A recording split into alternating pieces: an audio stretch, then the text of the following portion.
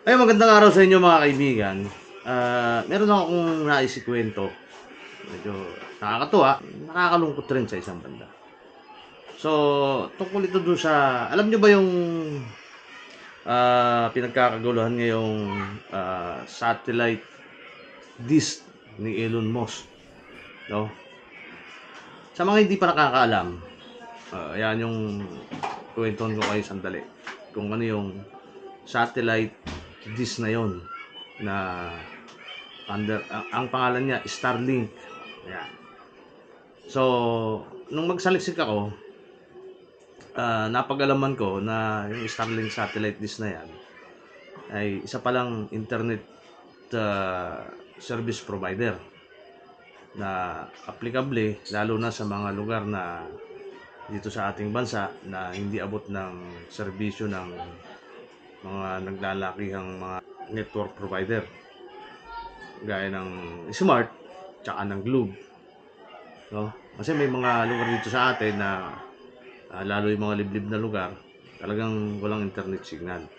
So sa pamamagitan ng Starlink satellite dish pinaka magkaroon ng internet. Ang prinsipyo niya, yung Starlink, kumbaga kumukuha siya ng signal, hindi na dadaan sa Smart, hindi na dadaan sa Globe o kung saan man. Direkta, meron siyang sariling pinagdadaanan para makapagdala sa inyo ng internet. So merong mga yung tinatawag nilang mga satellite na umiikot sa ibabaw, no, sa kalawakan dito. So doon sa himpapawid umiikot yung mga satellite na yon na kung saan doon sumasagap ng signal yung satellite dish na yon. So kaya kahit nasa lugar ka, basta merong satellite na umiikot doon, so makikita naman doon sa pinapakita nilang mapa kung may serbisyo sila doon, kung abot ng kanila serbisyo. So bibili ka lang nung satellite dish na yon, i-install mo sa lugar nyo at makakasagap ka na ng signal doon. So ganun ang prinsipyo nun. Ngayon, siyempre natuwa ako dahil talagang napakahirap lagyan ng internet doon sa isang lugar na kinalakyan ko na napakatagal na. Marami ang gustong magtayo ng mga satellite antenna ro o mga transmitter pero hindi na natuloy. So sabi ko, siguro yun na lang ang solusyon. Hindi na ako nagpatumpik-tumpik. Nung makita ko yung site nila, yung link, nag-order agad ako. So nag-order ako ng disc dahil meron siyang discount. So sinamantala ko yung discount. Medyo may kamahalan talaga. So may kamahalan. Tingnan nyo na lang kung magkano dyan saan lang kayo sa website nila. So maliban doon sa disc, dahil sa gusto kong ma-expound yung paggamit niya, ma-maximize. So bumili na rin ako nung tinatawag nilang Ethernet. Ethernet. Ngayon, excited ako dahil may install ko na yung lugar na yun nga, yung isa sa mga kinalakihan ko. Sabi ko, okay na to. So bumili na agad ako. Ngayon, eto po yung kwento. Nakakatuwa, nakaka-excite, pero sa isang banda, bigla akong nalungkot. Ayan, kung ano yun, tara, samahan nyo ako. Panoorin natin to.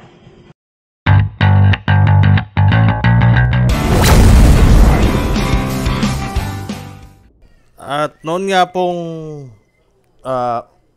August 9, no, nagpunta ako sa website ng Starlink, kung saan pwede raw umorder. Ayan, pwede kang mag-order. Residential, business, room, mobility, maritime, aviation. Madalit sabi, nag-order po ako ng satellite dish. Ayan, kung makikita nyo. Yung satellite dish na yan, in-order ko po noong August 9. At napakabilis naman ng response nila. Ayan, na-confirm din yung order ko, order confirmation, noong August 9. August 9 din, ayan, makikita nyo August 9. Ayan po. So, ito yan. So, yung satellite dish, yung stand, tsaka meron siyang kable at ito yung pinaka-router niya. So, ngayon, maliban dito sa disk, nag-order din po ako ng Ethernet adapter. Ayan, Ethernet adapter. So, bali dalawa po magkasabay ha. Pareho kong in-order yan, August 9. Ayan. Dalawang unit yung in-order ko. Itong satellite dish at saka itong internet connector. No? Connector po yan para maikabit mo dito yung kung meron ka pa router. Kaya maikabit mo dyan. Kasi kung disk lang ang bibilhin mo, hindi mo ma-expound. Ano? Ngayon, ang location po nito, actually nandito po ako sa Maynila, pero itong internet na satellite dish ay hindi ko po dito ikakabit. No, hindi ko dito ikakabit tong satellite. Saan ko ikakabit to? Dito po. Ayan. So, dahil nandito ako sa Maynila, no, hindi ko pwedeng dito ilagayan kung hindi ako naka-roam on. Kung hindi naka-roam on yung plan ko, kung residential ang plan mo, ilalagay mo dun sa address kung saan mo ikakabit. So, ikinabit ko nga po, inanap ko yung address dito ng aking paglalagyan. No, which is dito sa Marinduque. Yung eksaktong lugar, kinuha ko yung coordinate dito dahil yung address hindi ko maano eh. Ngayon, ganito po nangyari. Dahil diyan ko gagamitin yan, hindi mo yan matitesting. Nandito ako sa parting to eh. Dito ako sa parting to. Hindi mo yan matitesting dyan kahit dumating yung unit, hindi mo yan matitesting dyan kung gumagana. Kasi ang designated location po ay dito. So, pwede mo yung matesting kung saan naka-assign o naka-address yung designated location. Which is, ito po yung designated location ko. Ayan, oh. Ang location ko ay 13.407 degrees. Ayan. So, kung titingnan natin sa mapa, ayun nga po mga kaibigan, kung saan naka-address o kung saan naka-locate yung unit na binili mo, mag-a-appear yan dito. Ayan, oh, pag na-approve ka. Ayan. So, ito, yung binili ko, na-approve nga. Yung order ko, na-confirm. Noong August 9. So, ayun. Bumili ako, nasa Maynila ako. Pero yung location, ayan, mag-a-appear dyan. So, dyan mo dapat i-install yan. O, katulad ng sinabi ko, hindi mo po mapapagana yan, walang signal yan, kung i-install mo sa ibang lugar. So, kung saan naka-designated, o kung saan yung designated location ng unit na binili mo, doon mo lang pwede siyang testingin. No? Ayan, dyan ayan, may araw na puti na yan. Dyan ko yan i-install. Ayan, no? Malalakihan pa natin. Ayan, exact location niya. So, ayan. Ngayon, ito po nangyari. Okay? Etong in-order ko nung August 9, dumating po siya August 12. No? Ayan, no? August 12. Nung August 12 po, natanggap ko itong box na ito. Itong satellite dish. So, dumating po ito, no? Ayan, yung address na nakalagay dito, address nung kung saan ako nandun, yung bahay ko. Pero yung paglalagyan ko, no? Tandaan nyo po. Yung paglalagyan ko ay dun sa location sa probinsya, malayo. So, hindi ko matesting. So, hindi pwedeng testing yan, walang signal. Nangyari, inista ko muna ng mga ilang araw kasi hinihintay kung dumating itong internet. Ito. Ethernet adapter. Hinihintay ko. In-order ko yan sa parehong araw mga kaibigan. August 9 din po. Kung mapapansin nyo, August 9 ko din po ito in-order. Dahil hindi ako makauwi, inihintay ko pa itong itong adapter na ito. Inihintay ko na hanggang ngayon, wala pa. Uuwi ako nang dala ko lang yung disk. Tapos, paano to? So, nangyari, hinintay ko. Dumating ito noong 12, noong August 12, dumating, ito, August 29 na, wala pa. Itong internet na to, Ethernet connector. So, okay lang sana eh. Ito, masakit, mga kaibigan. Noong August 26, Sabado, nakatanggap po ako ng email mula sa Starlink na meron na akong bill. Hindi pa nakakabit yung unit. No? Hindi pa nakakabit yung unit, meron na akong bill na 2,700. Ayan, may babayaran na po ako mga kaibigan ngayong September 2. Ayan, kung mapapansin nyo. No? Kakaltasan na naman yung aking card Kasi nakalagay yan, your monthly service bill is scheduled for automatic. Automatic ang magbabayad ako sa September 2 na hanggang ngayon, dahil dun sa hindi pagdating ng internet, hindi ako makauwi ng probinsya, hindi ko ma-testing, magbabayad po ako. Mula nung Agosto 26 hanggang September 25, magbabayad na po ako. Ayan.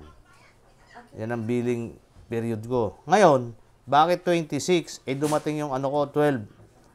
So, binigyan siguro ng 2 linggong grace period o binigyan ng palugit na 2 linggo. Kaya nag-start yung statement ko, 26 na. Ngayon, parang napaka-unfair po mga kaibigan kung iisipin natin, ano. Isipin mo, hindi mo pa natitesting yung unit, hindi mo pa na-install. Wala ka pang nagagamit. Kaya katunayan, 0 GB. 0 GB po. Wala pang nagagamit kasi hindi pa nga naka-install. Pero, hindi pa naka-install, magbabayad na ako. Saklap, ano? Sakit.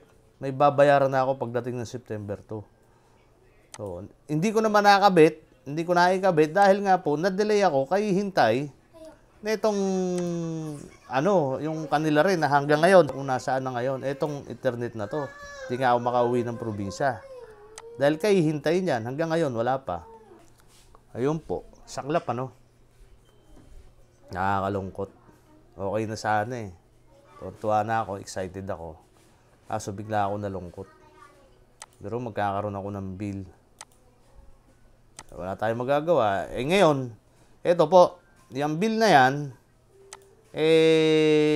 tinanong ko, ba't may bill ako, hindi ko pa natitesting. Tinanong ko sa kanilang customer service. Sabi ko, ayan, nag-email ako sa customer, sa support nila, sa support. No? Ayan, support. Sabi ko, just to clarify why I receive advance billing period even though the Starlink satellite receiver unit is not yet set up and used. So, ibig sabihin, hindi ko pa na i-set up, hindi ko pa natitesting. Siyempre, hindi pa nakukomisyon, hindi ko pa rin nagagamit. Ang sagot sa akin, itong customer nila, support, we appreciate your sharing about your concern.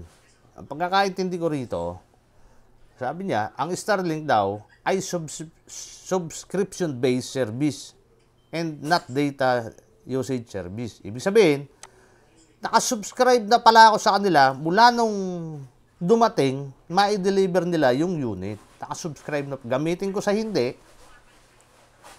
Parang yun po yung pagkakaintindi ko. Correct me if I'm wrong. Na gamitin ko sa hindi, basta na-deliver na nila yung unit, magbabayad na ako. Bibigyan lang ako ng palugit na 2 linggo. After 2 weeks, obligado na ako magbayad. We're able to deliver your kit on time. And it was before your billing date. So, dahil 12 ngayon, ang billing date ko is August 26, dineliver ng August 12. Yun nga lang, na-delay ako. Dahil nga doon sa kit nila, yung Ethernet connector, na hanggang ngayon, wala pa. For instance, when a customer's billing kit is not yet delivered, we can apply credit. Kung hindi pa rin na-deliver yung kit, okay lang sana. May bibigyan ka ng palugit o i-waive siguro yung monthly o i-adjust.